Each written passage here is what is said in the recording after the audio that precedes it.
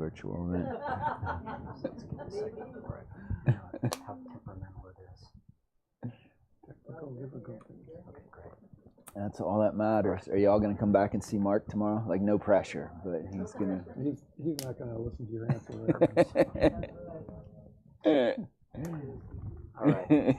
Sorry, guys. No worries. I think we figured it all out. No worries. Very good. Yeah.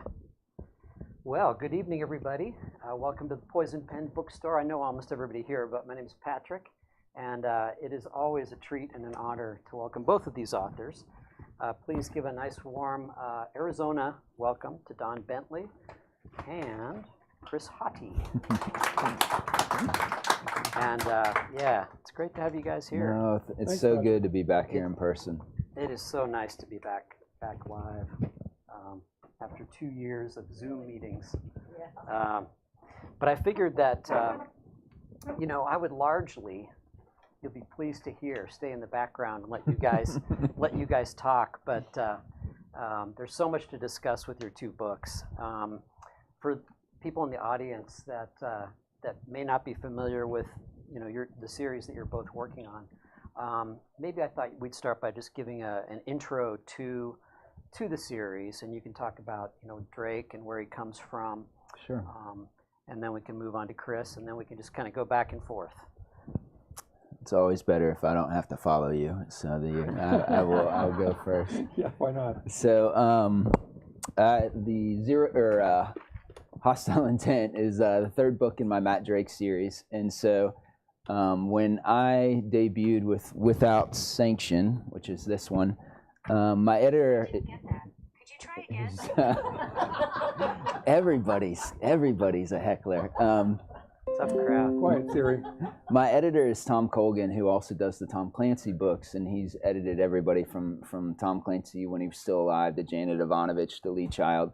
And he said, when you come to this genre as a new writer, what you want to do is something that's the same but different. And he said, the same so that your book belongs on the shelf next to a Brad Taylor book, but different because Brad Taylor already writes a really good Brad Taylor book. You need to do something different. And so I made a couple choices with mine. So number one, my protagonist, I kind of write him in a witty voice. If you all like Nelson DeMille, like his John Corey series, that very much influenced my writing. The second thing is I made him an employee of the Defense Intelligence Agency. And so lots of folks running around that are CIA employees. The DIA is a little bit different in that it's a military intelligence organization that is solely for the military. And there's a lot of conflict there because it has some of the same mission set as the CIA. And so that's really fun to write. And then the last part being he is what's called a case officer. And his job is to run and recruit assets to basically convince people to spy on behalf or against their government on his behalf. And so that's kind of Matt Drake and Hostile Intent. My first two books were very much focused on Middle East threats. Hostile Intent, I wanted to do something in Europe. And so a year ago, when I was writing Hostile Intent, I thought, what would be a good thing in Europe? How about a Russian invasion of Ukraine? And so that is Hostile Intent.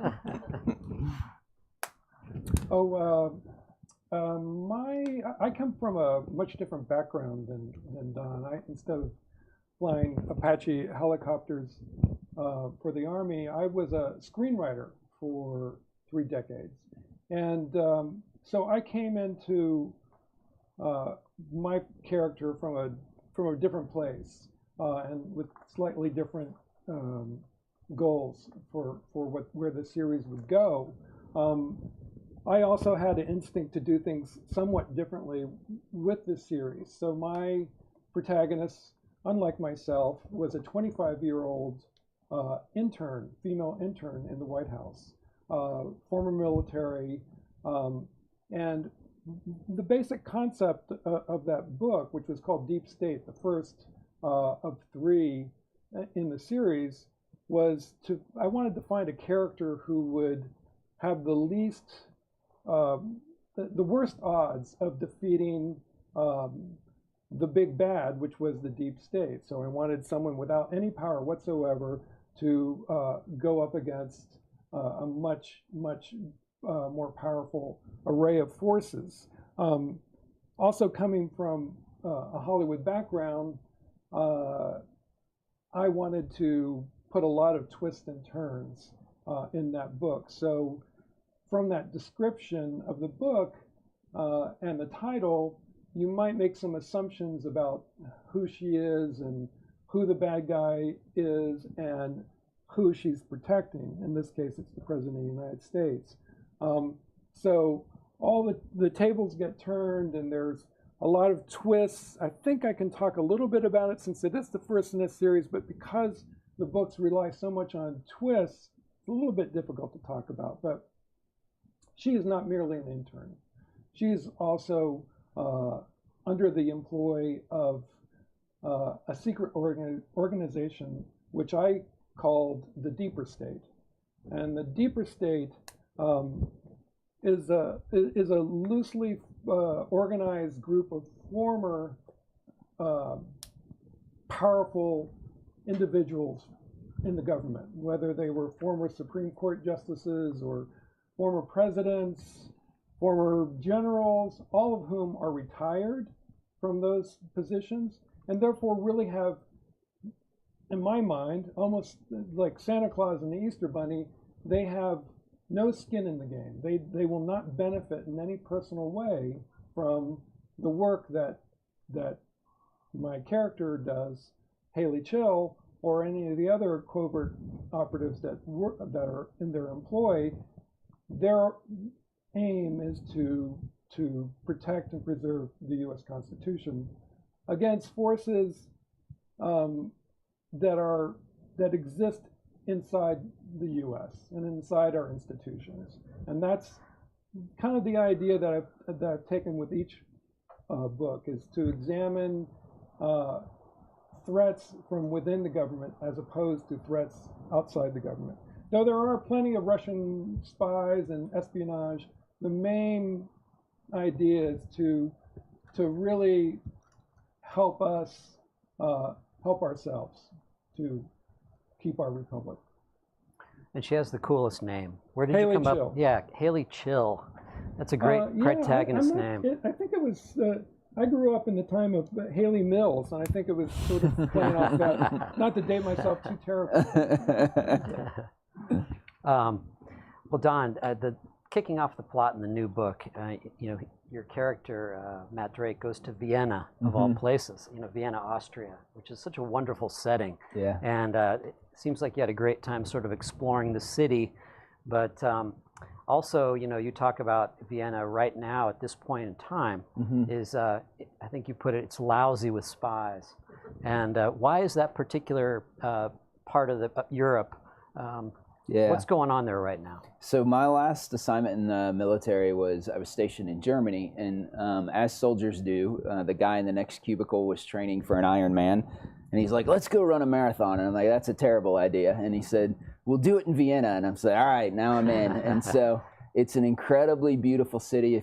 Anything you picture about Europe is Vienna, like the cobblestone streets, the chocolate, beer everywhere, and so you think about Vienna, and it has the title of the city of music, but then when you do a little bit more research, you find out that its other title is the city of spies. And so in fact, there's this awesome urban legend that says that any day there are up to 7,000 spies plying their trade on the streets of Vienna. And so the reason for that is that back in the Cold War, if you look at Austria and Vienna in particular, that served as kind of ground zero between East and West. And so you had the Soviet and Warsaw Pact, and then you had NATO and kind of the Western influence, and they're both like neutral ground, if you will, is kind of Vienna, where they're both plying their trade there. And that still exists to this day to some extent, where Vienna is, I had a friend who was in the intelligence community, and he said, I just got back from my tour in Vienna. I'm like, what in the world were you doing in Vienna? And he said, no, here is why. And so once I heard that, I was like, this has to be where the book starts, because I wanted to show Europe. I wanted to have a conflict. Hostile Intent is a much bigger book than I've written before, in that I came to this genre from Tom Clancy, and back in the time when he wrote Red Storm Rising, and then Harold Coyle wrote Team Yankee, and Larry Bond wrote Red Phoenix, that were these huge epic military thrillers. And so I really wanted to show more of an epic military thriller, the Russian invasion of Ukraine, but show it from a whole different points of view characters and have it start in Vienna. And so you get to go there because I got to go there. How much was happening, or when did you finish the manuscript? So I turned it in on the 15th of July last year, and so nothing of it had happened yet. And that's and people are like, "You're a genius," and I'm like, "I'm not.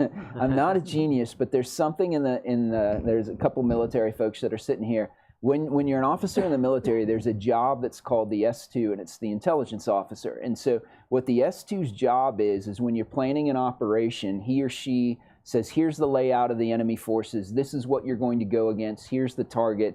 But they take that a step further that's really interesting. And believe it or not, before we do an operation, they would actually take a length of ground, probably even bigger than this, and they would configure it to look like the area on the map where the battle's going to take place. And so the commanders would actually walk onto that and say, okay, here's, as an Apache pilot, here are my 8 Apaches, here's how they're going to be arrayed, here are the targets for them, here's my task and purpose. And the S2 then tells you from the enemy standpoint, he or she puts on the enemy hat and says, okay, here's how I'm going to react to that. And so it's very, very useful skill as a writer because you get taught to kind of crawl into somebody else's head and look at the world through them. And so for Hostile Intent, I got kind of lucky that I settled on this Russian invasion. But once you did that, it's kind of easy to look and say, okay, if I were the Russians, how would I do these shaping invasion and shaping operations? What would I do to kind of set the conditions for this invasion? And so some of those things I got right. Some of them I got wrong. I think the biggest thing I missed, that I'd say the whole world missed, is the ferocity and the bravery that the Ukrainian people have shown resisting the Russians. And so if you look at their earlier incursions, the Russians were maybe a little smarter and did some stuff in the gray space to make it look like they were invited in. But the Ukrainians learned a lot since then, since 2014. And so what you see now, there are a lot of videos with soldiers blowing up tanks, which is really cool, but that's what soldiers get paid to do. For me, the most gripping things are when you see Russian armored columns coming through towns and just ordinary citizens throwing Molotov cocktails at them. I mean, that kind of bravery has just been incredible. Yeah, it's interesting to compare. I mean, people make comparisons between, the Blitz period in London during World War II, and the kind of heroism that took place there. Do you see that same kind of analogy? Yeah, and I think Zelensky's been compared to Churchill many, many times. I mean, I think his line of when we offered to evacuate him and he said, I don't need a ride, I need more bullets, I think that will be one of the things that probably goes down in history, right? Yeah. And courage is contagious. When you see somebody doing it all and laying it on the line, and I think it harkens back to our own revolution, right? And you see that's something that resonates with us when you see the mass exodus of people going to the border of Poland, and then the young wives and kids going into Poland, and the men or the older people turning back around to go fight for their country. That just resonates with the entire world. And I think, the Ukrainians, frankly, have stepped up to the plate in a way that a lot of nations haven't recently. We've had, from Afghanistan to Iraq to Syria, some people fighting bravely for their countries, but a lot of people not. And I think it's so different and such a stark difference that it's really reshaped the way, honestly, a lot of us look at that, I think. Yep, yeah. And, everybody kind of coming together for against a common peril. Yeah. I think Zelensky's approval rating before the invasion was at something like 30%. It's really... Yeah. I think politically the country was pretty fractured before this happened, so something like that is a great unifier, obviously. Yeah. Right. Now, Chris, in your books, and especially in the new one, you really kind of shine a bead on, kind of our current divided we stand kind of reality that we're in, unfortunately. Right. And do you think it's safe to say that, and actually this is a question for both of you guys, that, does our internal division make us less secure as a country? Well, yeah, I mean, that's kind of the theme of my series, that our polarization and deficiencies and bad characters inside our governments and inside our institutions are, in my mind, a bigger threat than the external ones. So I wrote Storm Rising.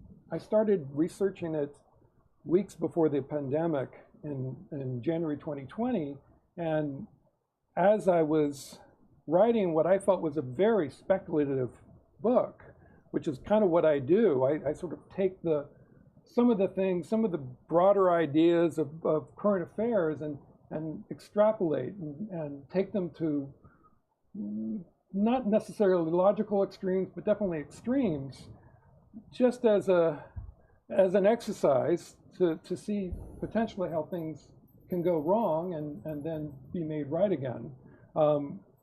But as I worked on the book in 2020, things in the country just, in my mind, kept on getting worse and worse. So I felt like I was no longer writing something that was so purely speculative, that it was becoming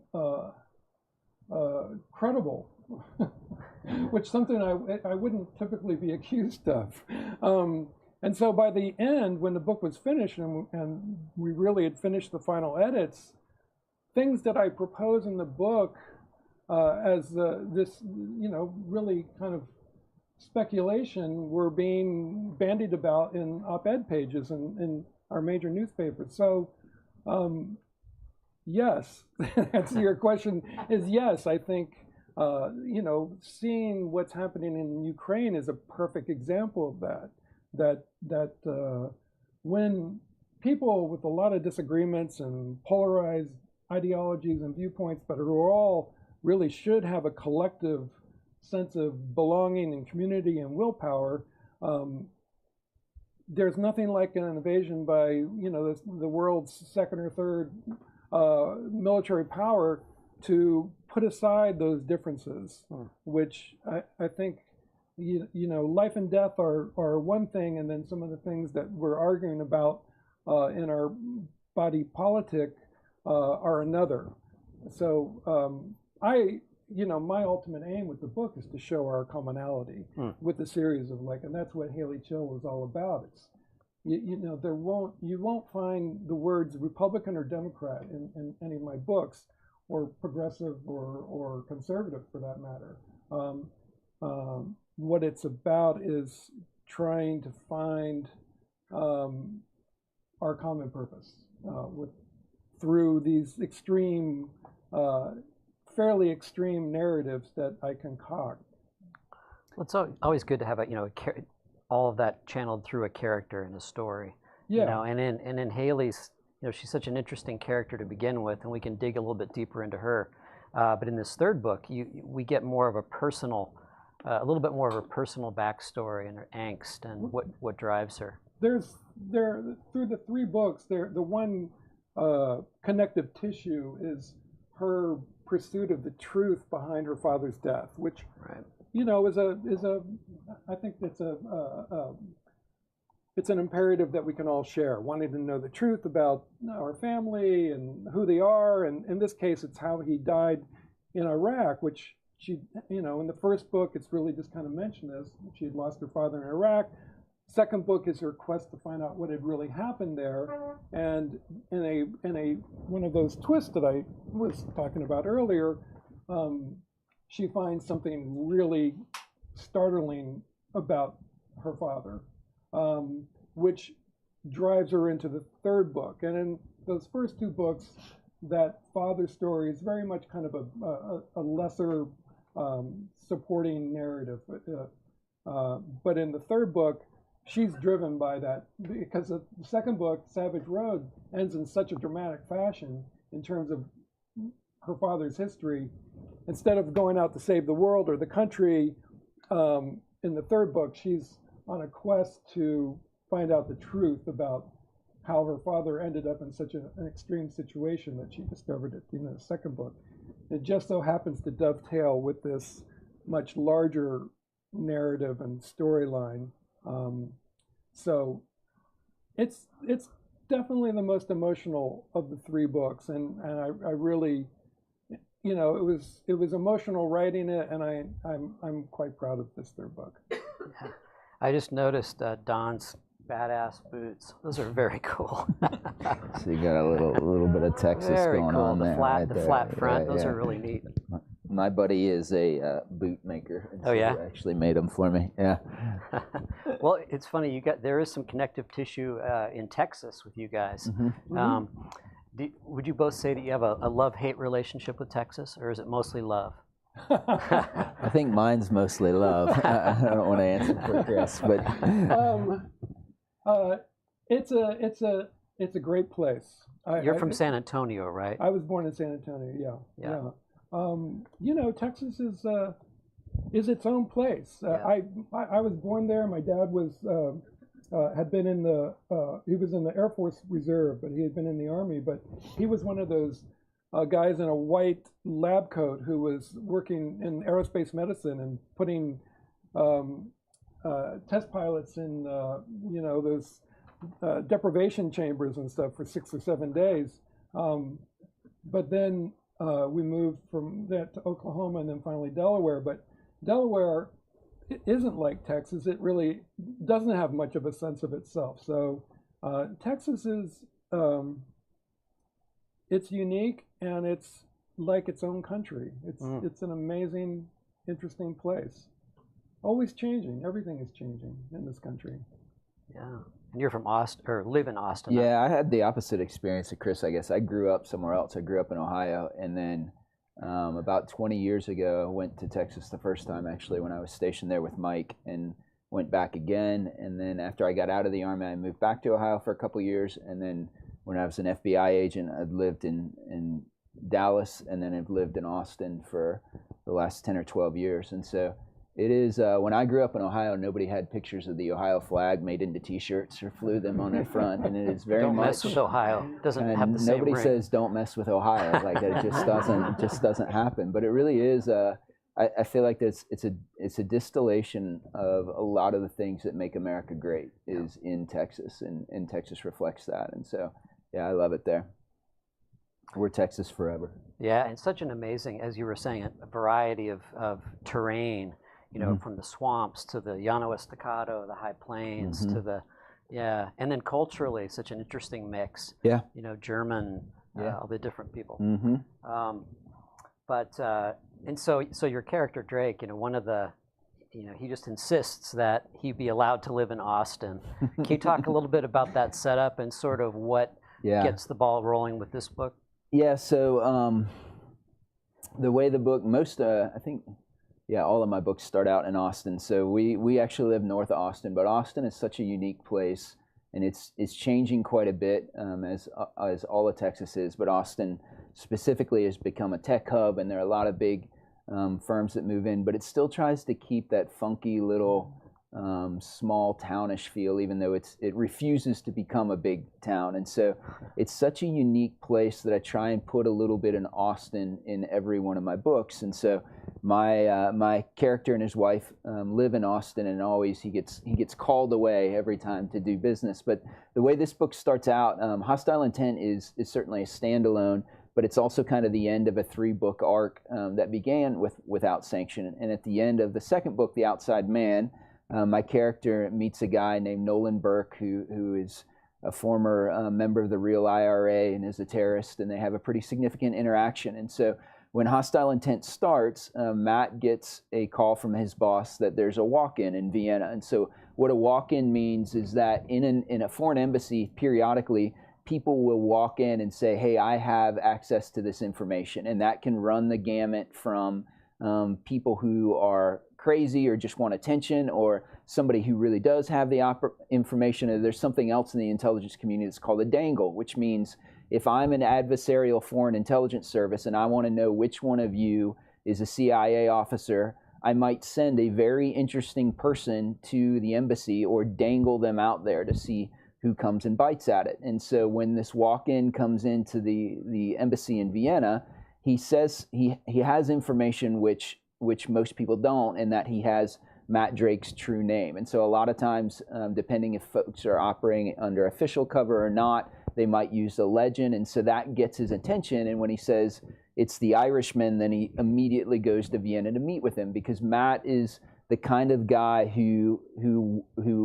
words like honor and integrity and things mean something to him. And so when he made a promise to the Irishman and he calls that dead end, Matt is going to go meet with that guy, and it takes him to the streets of Vienna. And so before he can get a debrief from Nolan, Nolan's kidnapped by a Russian direct action team in front of Matt. And so that's what kind of sends everything spiraling from just a simple interaction to two men to Matt trying to prevent World War III and a Russian invasion of Ukraine. And can you talk a little bit about, it's so hard to really get deep into the book without giving spoilers away. Sure. So we won't go too far, but there's the old guard Russian intelligence network, the KGB, things like that. And now we've got, what's the new acronym, the SVR? Yeah, so when the Soviet Union fell, the KGB basically broke into two different distinct organizations. So one's called the SVR, and they are kind of the equivalent of the CIA in that they work overseas. And then there's another that's called the FSB, and they're sort of the equivalent of the FBI in that they focus more domestically in counterterrorism. And so one of the things is I was doing research for the book, and y'all have probably seen the stories of the Russian dissidents being murdered overseas, and not just slyly. So there are two words that are used a lot of times, covert and clandestine, and those two things, they mean two different things. And so when you do something, for one of the words, you might do something like, I'm going to come into a house and copy a code book and you're never going to know, right?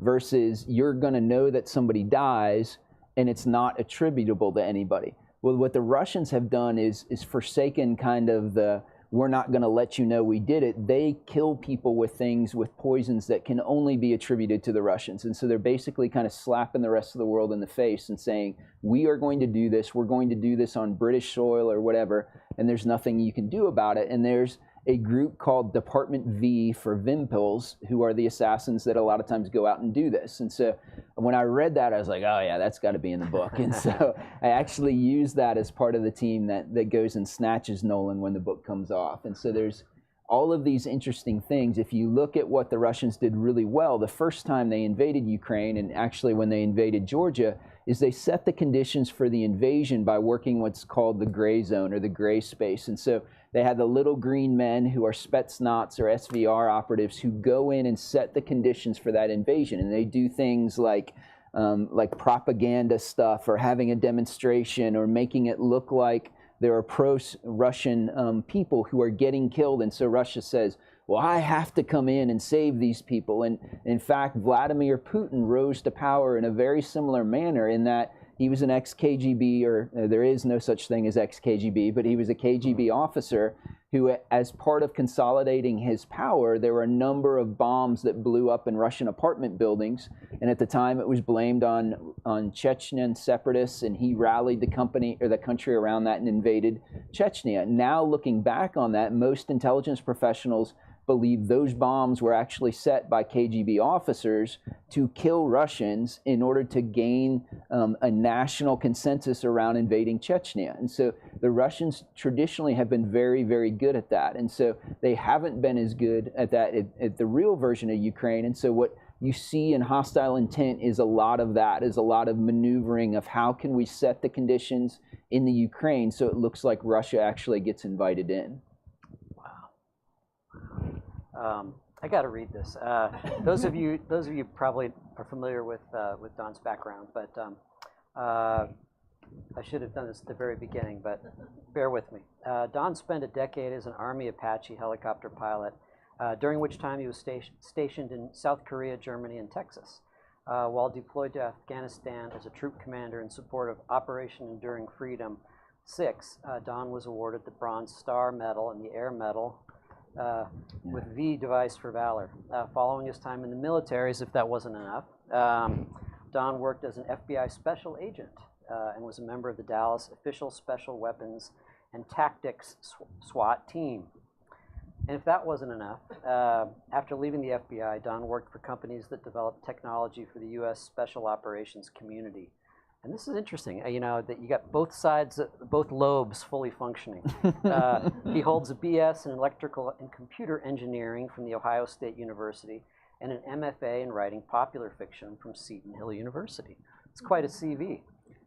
My wife says I couldn't figure out what I wanted to be when I grew up, and that is mostly the true part of it. But when Without Sanction first came out, I was doing a radio interview, and And the interviewer said, "Are you Matt Drake?" who's my protagonist. And I said, "I am absolutely not Matt Drake, but I've stood in the same room with him." And I feel like that is what all the crazy stuff I've done in the work is just meeting really interesting people who could be Matt Drake and understanding what makes them tick. And then hopefully my writing provides folks who aren't fortunate enough to know a bunch of people from the Ranger Regiment or a Delta Force assaulter or something.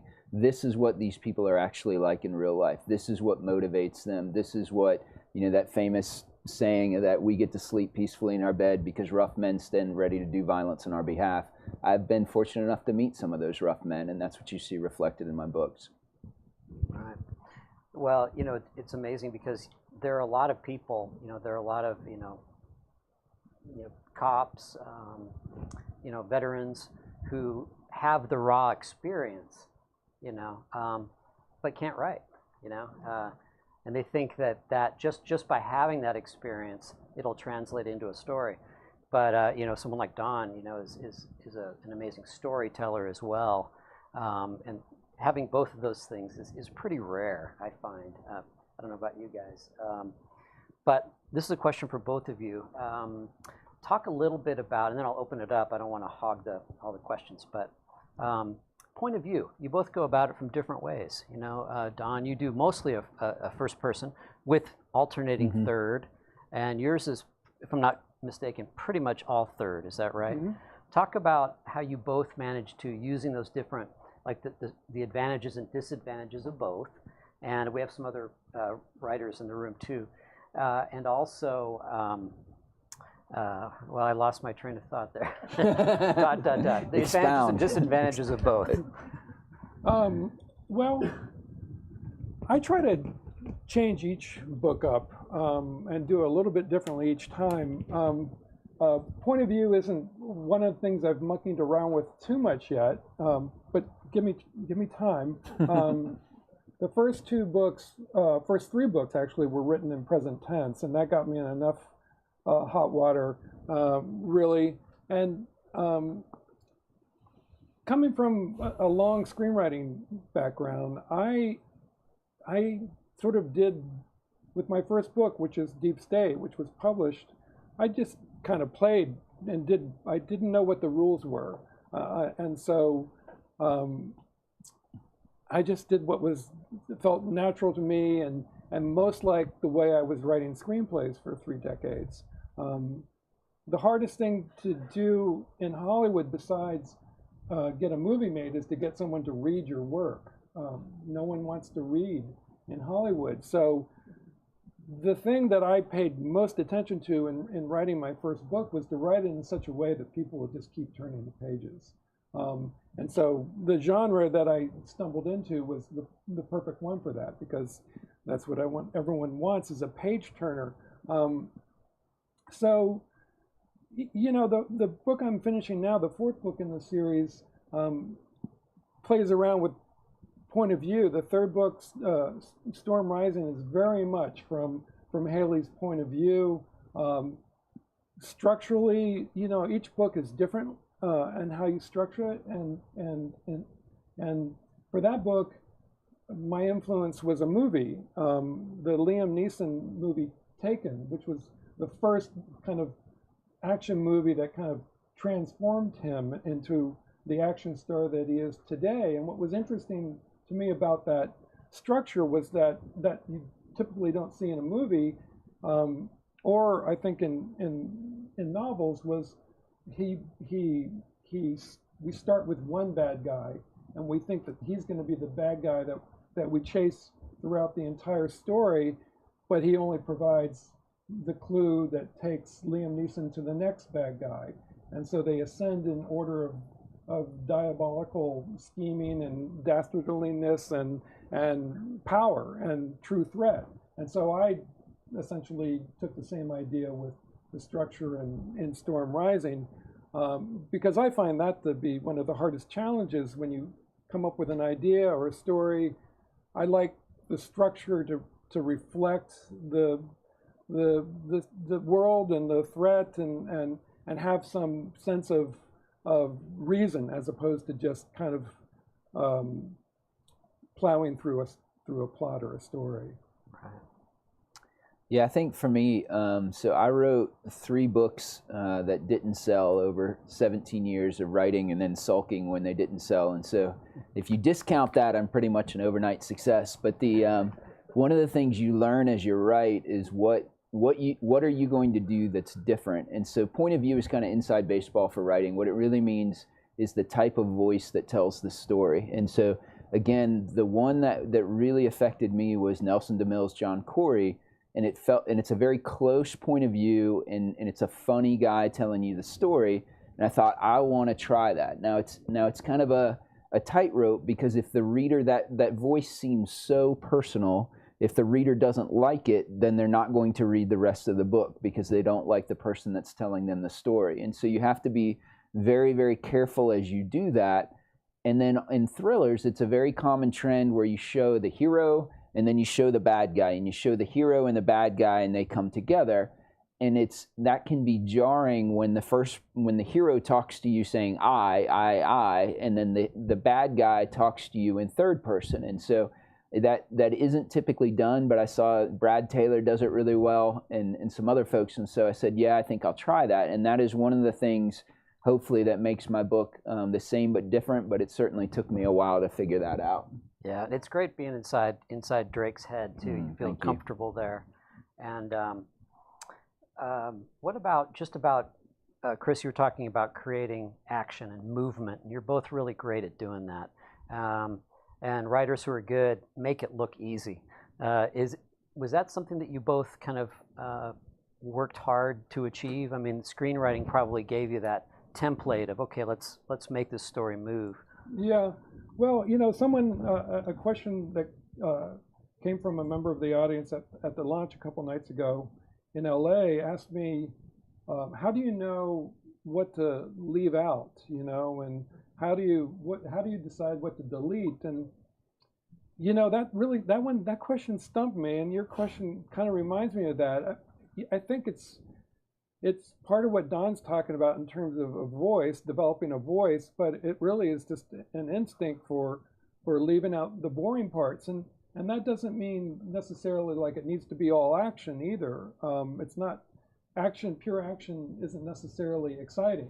So it's really, developing that touch. And for Don, it might have been 3 unsold manuscripts. And for me, it was, I don't know how many screenplays I wrote, some of which got bought, a few of which got made, but many of which, nothing happened. But I developed tools of just a feel of delivering the right amount of detail, holding back a lot of that detail, weaving emotion into those action sequences so the reader cares about what's happening.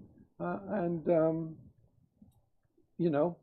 luck that you're doing it well. Yep. Yeah, I think for me, when we were pre-gaming before we came out here, we were talking. There's a famous quote people attribute to Elmore Leonard when he's talking about writing. He said, "When in doubt, bring in a man with a gun." And so Raymond Chandler, Elmore Leonard. I get that wrong every time. Leonard said, "Leave the boring parts out." Yeah, leave the boring parts out. And so I bring in a lot of men with guns, but it is certainly like, how do you balance that? And so when I look at it, there are 2 writers who I think do it very, very well. And so Lee Child and Brad Taylor. And so if you read a Lee Child, the Jack Reacher book, he is no ninja. He's no jujitsu. He basically has a really hard head that he hits everybody with and really pointy elbows that he hits everybody with. But Lee Child's style is so direct and sparse, and the language is there that it feels like you're getting hit as Reacher does it, and he does it very, very well. On the other extreme, Brad Taylor was a Delta Force officer and is, I'm sure, very skilled at combatives, and so his fight scenes are much more technical, but they also don't lose the reader in that I took my left index finger and I put it 3 inches to the right. And I think a lot of that somebody else smart said you write the slow things fast and the fast things slow. And so when you write a fight scene, one way to do that is to be very sparse with the detail, but to slow down the action so it actually builds tension in the reader as they're reading it. And so I think there's a lot of it, like what Chris said, when I write a first draft, I'm telling myself the story, and it usually has a lot of parts in there that need to be cut because it's too. I'm literally in my head telling myself the story, and the magic of it is when you go back and edit and do more like how Lee Child writes, where it's very sparse, but what is there just punches you in the face, I think. Do you start questioning all your adjectives and adverbs? Yeah. all the LYs have to go, all the prepositional phrases, all of that, yeah. Well, before I open it up to questions, let's talk about the thing that everybody wants to know about. Well, first of all, Tom Clancy, you've written one, and the next one, Tom Clancy 0 Hour, which is Jack Ryan Jr. That comes out this summer, right? Next month. Next month. Yeah, the 7th of June. Yeah. So I have some back to back. Yeah, he's really fun to write, and for this one, there are a lot of Toms in this story. So there's Tom Clancy, and then my editor Tom. That's also Mark Cameron, because he writes the Jack Ryan Sr. series. And so this one, my first assignment out of flight school was in Korea, and so back in the late '90s, Korea was the closest you came to actual combat from the standpoint of North Korea, much as they do now, would still cause trouble. And so sometimes there'd be, I think right before I got to Korea, there was a midget sub that was grounded and a bunch of North Korean commandos were running across South Korea and you were trying to find them, or they'd shoot at each other and sink some ships. And there was one time where we were actually loading Hellfires on helicopters because we thought this is actually it, and thankfully it wasn't actually it. But Apache helicopters have a very, very interesting mission in Korea, in that your job is to go past what's called the forward line of troops, where the good guys and bad guys are duking it out, and you fly north into North Korea, and your job is to kill those armored vehicles that are coming down as reinforcements. And so there are a lot of Apache pilots who, when you talked about Ukraine and that 40-mile long Russian convoy, are just salivating and thinking what you could do with a squadron of Apaches to that. And so I've always wanted to show like what a limited conventional war in South Korea would look like. And so I got to do that with 0 Hour. So Jack Ryan Jr. is back there. There's a whole sequence that is a young Apache first lieutenant, coincidentally named Mike Reese, who comes to his first unit, and I got to take all of the great guys and girls like Mike that flew with me and mentored me, and I made them all characters in the book. And so it's this really fun one, and our editor said, this is more like a Jack Ryan Sr. book because it kind of has global implications and stuff. So it's a super fun book. It has all the Clancy stuff you like, and it has Mike Reese in it, so you need to buy this book. Now, a question for both of you about weaponry. Of course, that comes into play here. How do you, obviously you're intimately familiar with a lot of this stuff, but, with Clancy, as a general reader, I always associate him a little bit with techno porn, with going into very, big detail about the weapons and all that kind of thing. You don't do that as much in your own work, I've noticed. There's enough, but how do writing the two, do they influence each other? Is there more Clancy in your own books and vice versa? It's really hard. So one of the things, Tom probably said the same thing to you, Mark, is that when you come into the Clancy universe, it's both exhilarating and terrifying because you're standing on the shoulders of giants, and the one at the very bottom is Tom Clancy. And so what my editor Tom said is, like, I don't want you to be Tom Clancy. Nobody can be Tom Clancy. He's like, all I want you to do is do what you do in his world. And so in Tom Clancy, I think it was the Sum of All Fears that had the nuclear bomb. There's a section in there where he makes you like a neutron in this bomb, and you go through all the wires, and it's a paragraph or a chapter long of being the electron flowing through it. And Tom Clancy can do that. I can't do that. And so you have to kind of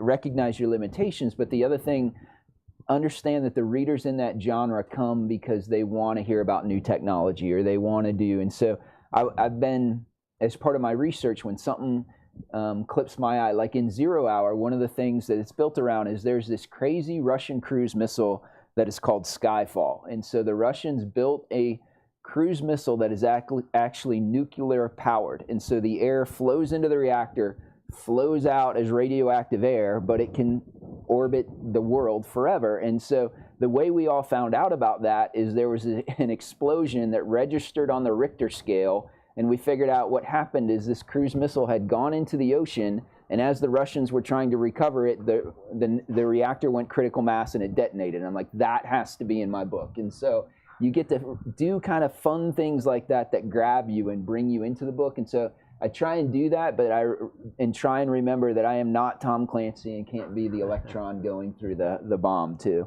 Right. Now, Chris, how about you with weapons? How do you keep current and? Oh, well, I'm no expert, so I have experts on speed dial. Right. As a screenwriter, if you put authentic detail into your screenplay that involved any kind of gunplay or weaponry, they would, before you would try and sell it, your producer or agent would strip it out because it would slow down the read. They really just want the characters, the story, and to a lesser extent the dialogue. So I was never encouraged, probably discouraged, to put that stuff in a script, and I learned quickly that would not fly in the world of novel writing, because when I had sold Deep State and Emily Bessler, my editor, had given it to Jack Carr, who is also editing Jack's stuff. She gave it to Jack to blurb, and he was kind enough to read it and say nice things about the book. But he also said, I had a scene in that first book, of course this is before it's gone to print, where a senator who's trying to flee the country, he's done terrible things, he's stopped on the concourse of the Dulles airport, and one of the security guys is trying to stop him, and the senator grabs his Glock. And then I say something like in the book, well, but the good guy sees that the safety is on. Classic. And so Jack said, it's great. Everything's great. And by the way, Glocks don't have safeties. So that's when I thought, like, oh, I really have to kind of educate myself here. I can't just say a guy with a gun or just pick out a cool sounding name for the weapons in the book. So I took it upon myself to begin my gun education at the tender age of 63 or something like that. And Jack actually introduced me to Clint Smith, who is a really wonderful, he and his wife Heidi have an outfit up in Oregon called Thunder Ranch, and they train people all kinds of weapons and tactics. And I went up there and finally at least got an inkling of what all these guns can do and what it's like to hold and fire them, and pretty fun to shoot a bolt rifle and hit something 700 yards away on your first try. So, but I can never equal the experience and education that guys like Don or Jack Carr have in hardware. So, I call people like Heidi and Clint, or ask other people, about the guns, and then do a bit more research when I decide on which weapons are going to appear in the book. But I think that less is more with those details, and I sprinkle enough in to give it that flavor, but I don't overdo it. No chapter-long details about how a neutron travels through a reactor. The readers will surely tell you if you get it wrong, won't they? They will, or the people blurbing your books. Well, you got other cool stuff. You got a really neat code in this book. I love a good code. Yeah, and deciphering. Yeah. And also, Haley's trained to be an MMA fighter. Right. So you get to probably research some of that world. Yeah. Well, yeah. I wrote one of the movies I got made was an MMA movie, and I was no expert at that either. Again, they hired consultants to, it's like, don't try and describe the fighting all that much, because the experts are just going to, change everything anyway. So let's see. Let's open it up to questions. I'm sure this is when everybody goes quiet on me, unfortunately. And to encourage you, we have prizes for the first 3 people who ask questions. Thanks, BK. Oh, look at that. Go ahead. Will you hand this to him for me? Sir. A question for Don. Yeah. I haven't read any of your books, but I have read several Tom Clancy's. And since your style is similar to his, I always wondered how he could get appearance to talk about some of the things that read his books. Sure. Because like when you talk about Collector Red October, paint technology that was used by the subs Sure. was still being used by nuclear submarine Yeah. at that time. And a lot of the strategy that's in there, it's almost as though he's talking from the viewpoint of the way, you know, people in the military are making decisions together. Sure. And, you know, does the military come to you and say, you can't talk about certain things in books? Yeah, so for Tom, and which is really funny, is he used to be known as an insurance salesman with a library card, and so everything that he figured out, and I believe he actually got called in front of Congress once to testify, and he's like, look, there's this book called Jane's Encyclopedia, and that's what I used to do it. And so for me, not because of the military, but because I was an FBI agent, the FBI has to review my manuscripts ahead of time. But Tom was just really good at researching and really good at talking to people. I guess you have anything to add to that, Mark? Well, yeah, he was brilliant at, you know, as you know, so much that's top secret is only top secret because of where it comes from. It's still out there in certain places in preparing space technology or, you know, Navy things, whatever. And he just had that brilliant acumen to find and piece things together and, you said, extrapolate.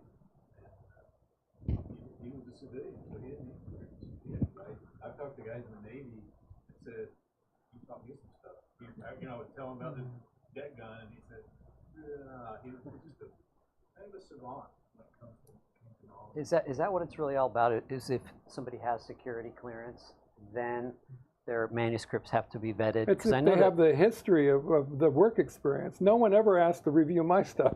right. Ever. Yeah. No. I know Jack Carr had that happen with him. Talk to me about, you know, being a little bit nervous about your having to get your stuff cleared. Yeah. That actually lends a really cool level of authenticity to Don to know that, you know, this has to be looked at by Until you're waiting for the clearance to come back, but it's not everybody that has a clearance. It's certain, like many people in the military have clearances and don't have any restrictions at all. It's just certain. If nothing in the military would require the military to review my book, it was just because I was an FBI agent. And real quick, before we go to the next question, we highlighted some of my military friends.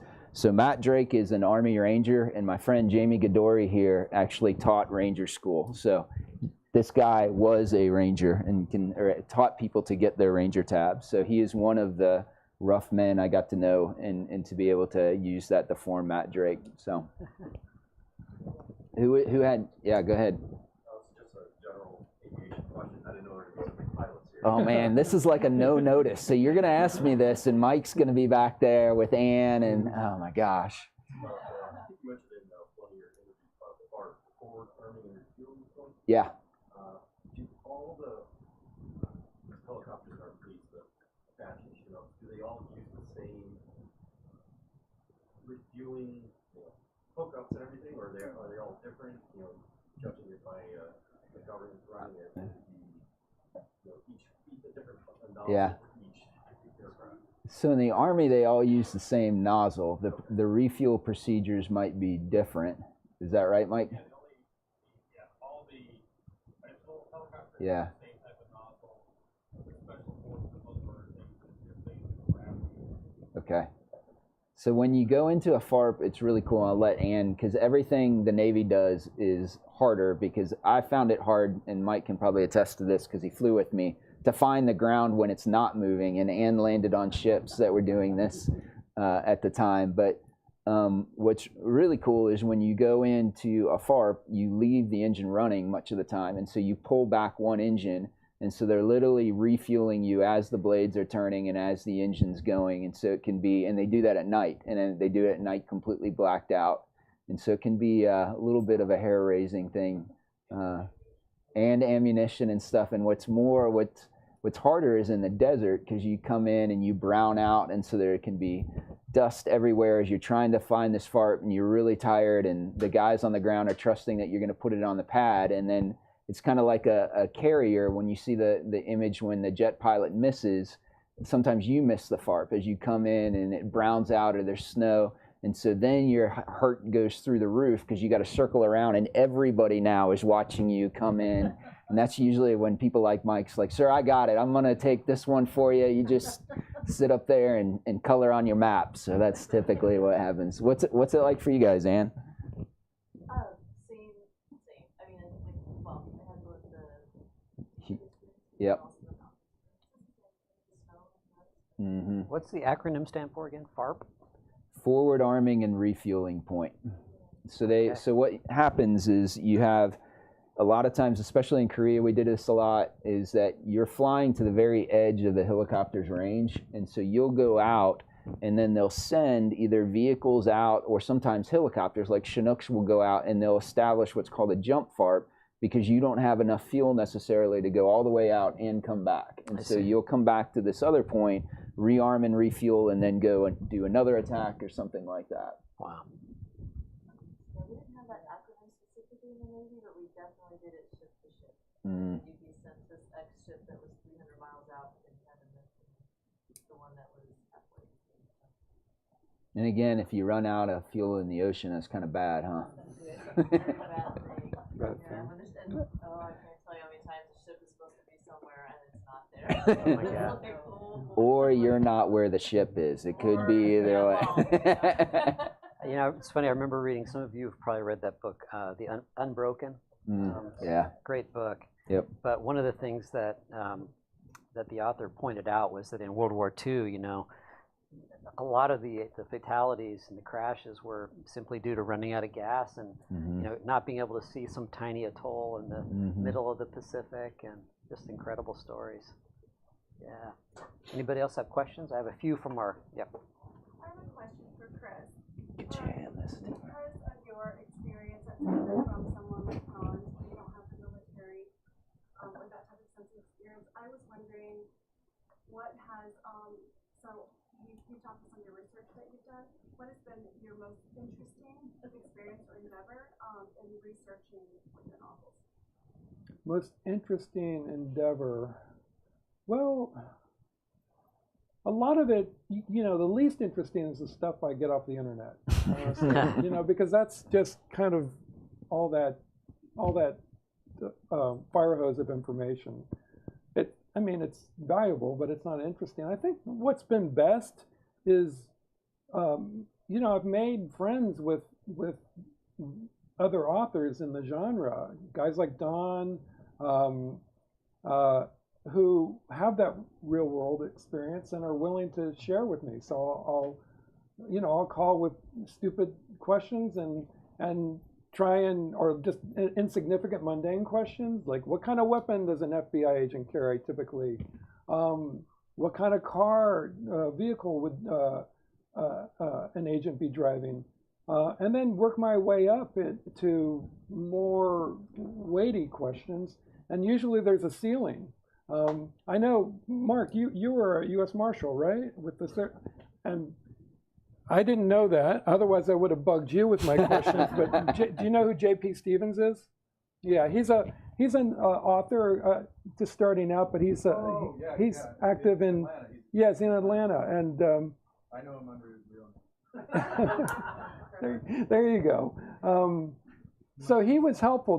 My fourth book involves a U.S. Marshal, and you know, I could get to a certain point with him, but then I would say, well, typically how many deputies might be on this protection detail? And he goes, yeah, I really can't tell you that. So I've really found it valuable and interesting to get to know these people and speak to them and get some of their expertise. That's the best part.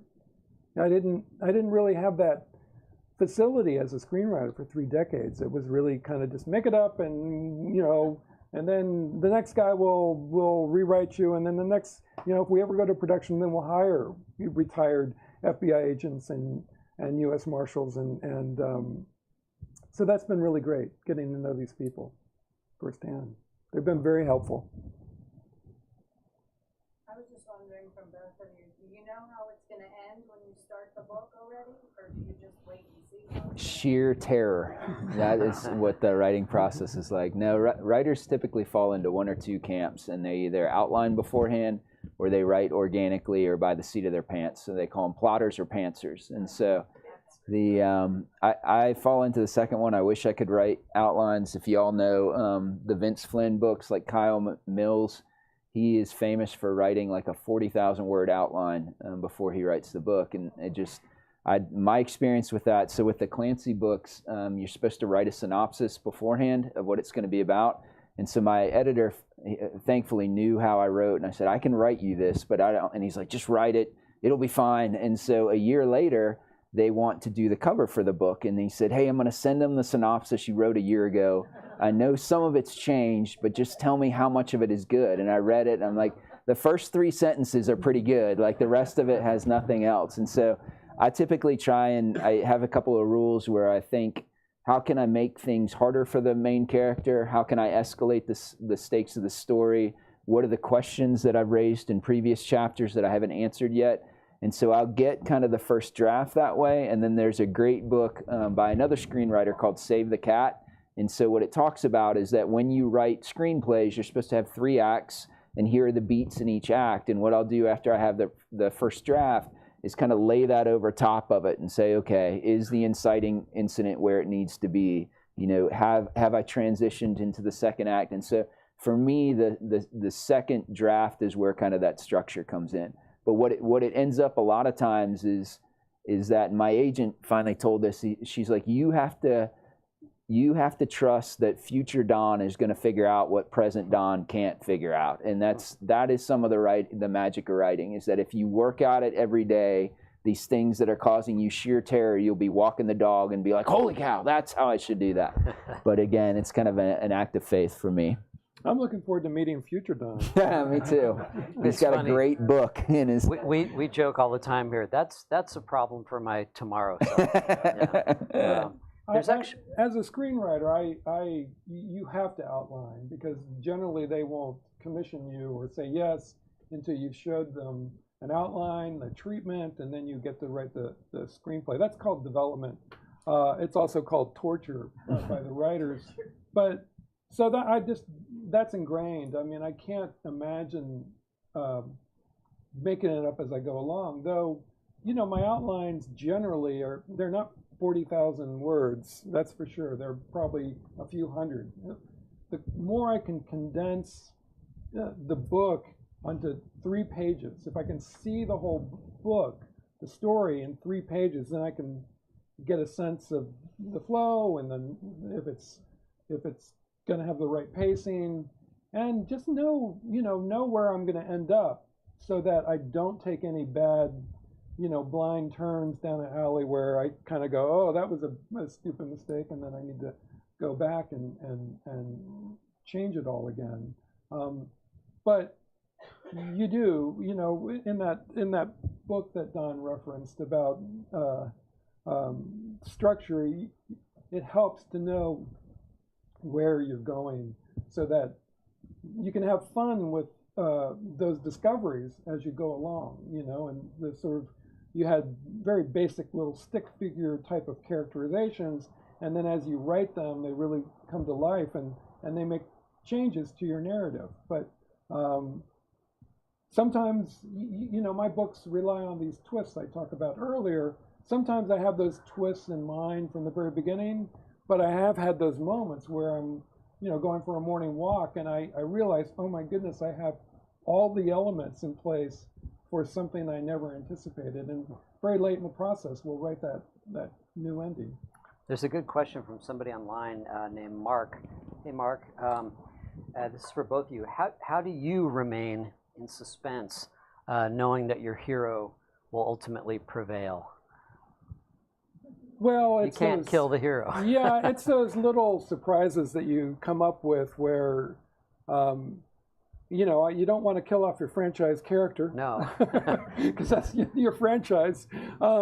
But, there's always discovery. If you're not discovering things in your writing about your character, about the other new characters, and writing is problem solving. So there's plenty of tension. Am I going to solve this problem? I imagine that the people surrounding your main character better watch out, Yeah. because they're always in danger. Yeah. Yeah, I think when you're writing, most writers have a first reader in mind, and for me, it's my wife. She reads everything. She's a great first reader. In fact, if she'll let me, I'll stare at her while she reads the first one, and if she laughs, I'm like, "What did you laugh at?" And she'll tell me, and I'm like, "What about the joke before that?" And she's like, "It wasn't funny," and then we'll argue about that for a little bit. But I think some of the way you maintain it is as it's coming together, you have in mind that first reader reading it, and you're like, "This is going to get them. Like they're not going to see this coming," and you start to get excited about that because the story is taking him in a direction, and I'm like, I know when my wife reads this, she won't see this coming, and so you get excited, I think, about that kind of thing too. Yeah, I mean, I think readers are very educated. They know how the genre works, and so it gets harder and harder to surprise them. But you know, that's our job. That's why we get paid the big bucks. Just a few briefly, and then we'll wrap up. I know these chairs aren't the most comfortable. Well, Mark and Ann, do you agree with that kind of thing? I would just say, I would just say that I think that I don't know Chris well. I think Don is being a little bit. I don't want to say lying. Say it to my face, Mark. I am right here. I got this one too. I think you're just extra smart. I have, when you say you're a cancer instead of a father, because I chatted with you as you develop these books, and I don't do the 40,000 word outline, but I have to just get it down on paper so I can see it.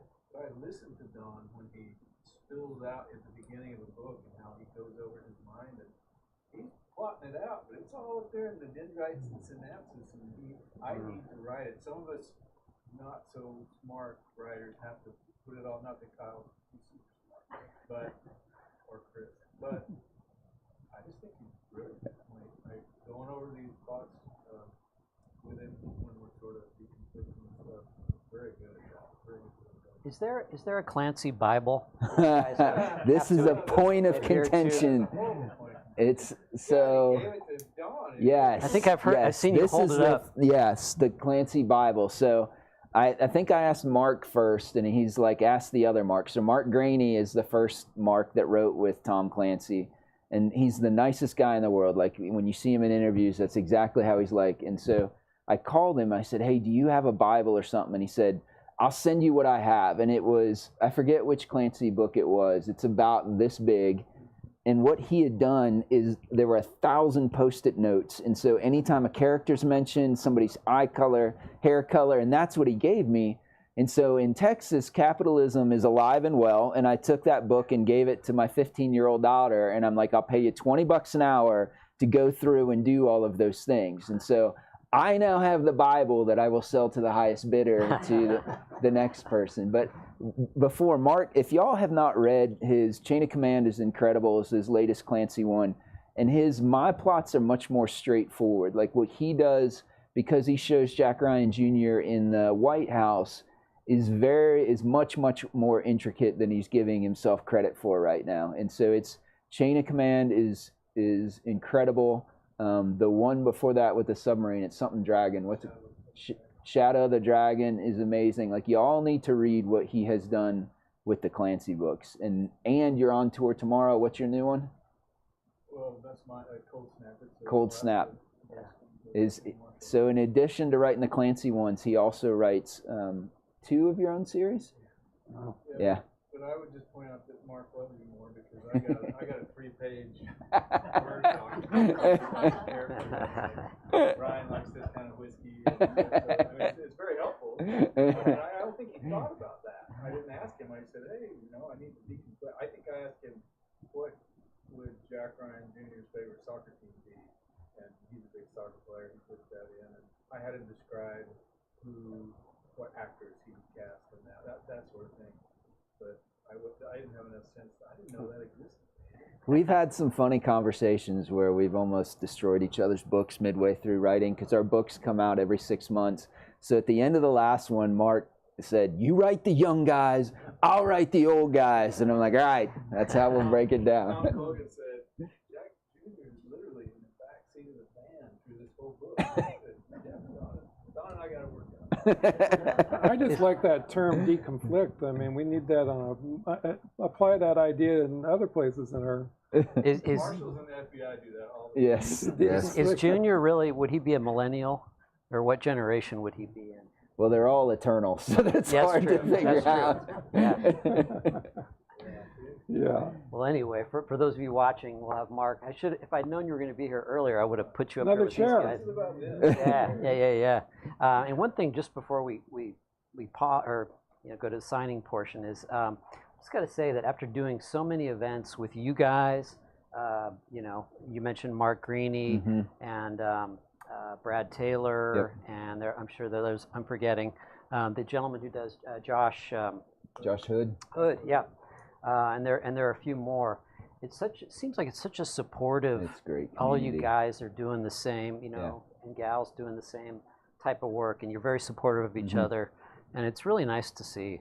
It's the first thing I noticed when I transitioned from a screenwriter to writing novels in the thriller genre. It's just amazing. It really is. And not all of you are, military veterans. Greeny isn't. He writes terrific books. They're very supportive of each other. It's a good encouraging community to watch. Sorry, I didn't ask all the questions that are online. The important one from Lou says, Don, can you show your boots again? So it has the Gonzales flag on the back, and it actually has, I'll take it off and show you. Goodness. It has Texas flag on the other side. So, and that is African boar. So it's a nice pair of boots. No one wants to know about the Allbirds, however. Yeah, I just got the black Vans that are pretty tattered. They're a little scuffed. But let's break and have you guys sign some books for us, and let's give them a nice warm welcome. Yeah. Let's see. You want to adjourn? You want to stay at this, or would you rather go to this table? It's up to you. We can stay here, I think. I'm going to use the men's.